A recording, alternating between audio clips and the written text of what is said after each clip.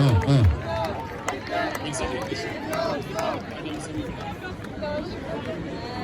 n'y a pas de drone. Time. On va, s'il vous plaît. Vous le savez, on a dû se battre ici pour faire en sorte que ces manifestations, elles soient rassemblées, que ces manifestations soient autorisées. On a à notre côté Maître Cochin, avocate, qui s'est battue justement devant les tribunaux français.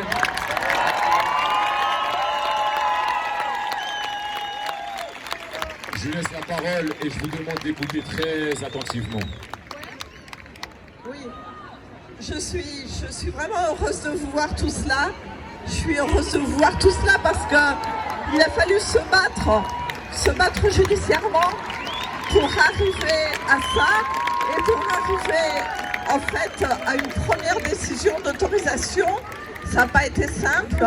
Ça n'a pas été simple parce que la préfecture, elle fait exprès de notifier très tardivement les arrêtés d'interdiction.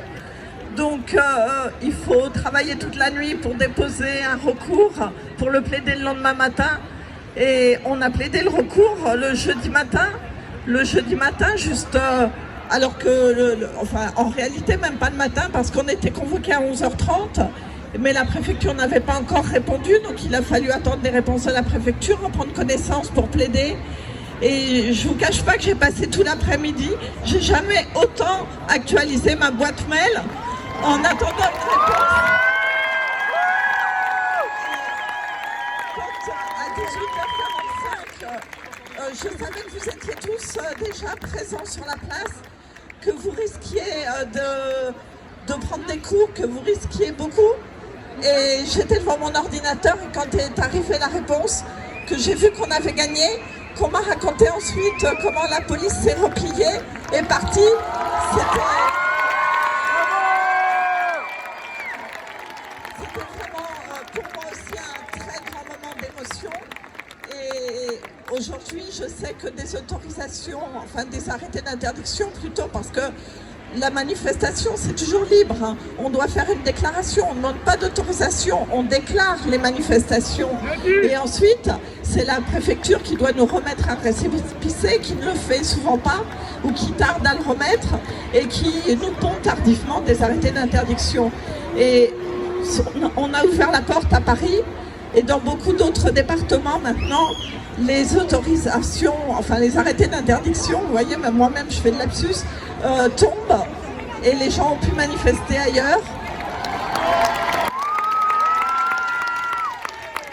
Et je vais quand même dire deux mots sur les motivations de la préfecture pour nous interdire, parce qu'en fait, on nous traite quasiment comme des inconséquents, des racistes, des antisémites.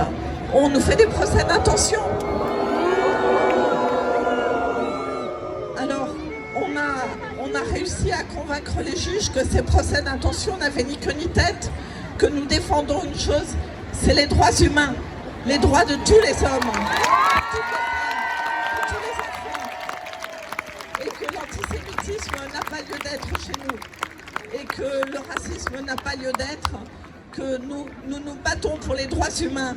Et j'ai aussi rappelé que l'entité qui avait saisi la Cour pénale internationale pour que les crimes de guerre, les crimes contre l'humanité puissent être jugés en Palestine, c'est la Palestine, c'est pas Israël, c'est la Palestine qui a demandé à ce que les crimes soient jugés. Israël s'y est opposé.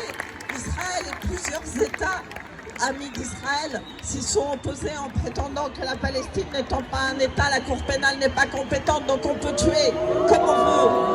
Eh bien non, la Cour pénale s'est déclarée compétente et le combat continuera et continuera dans la légalité jusqu'au bout. Merci à tous. Je voulais dire un très grand merci à tous les avocats qui nous défendent devant le tribunal administratif, notamment Maître Dominique Cochin.